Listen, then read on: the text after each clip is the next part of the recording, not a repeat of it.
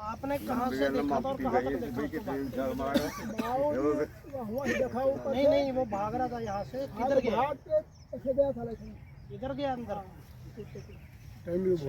यार भैया, अगर छलांग मार के अंदर गया होगा तो कोई ना कोई पराली तो टूटी होगी।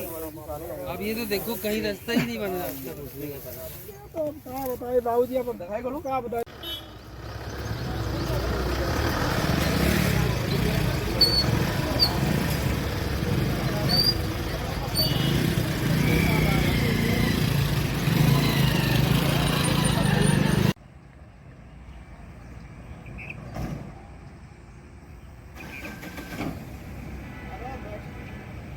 बस बंद कर देंगे।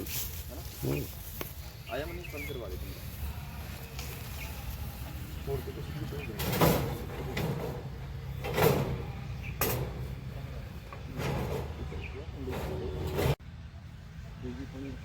हाँ पानी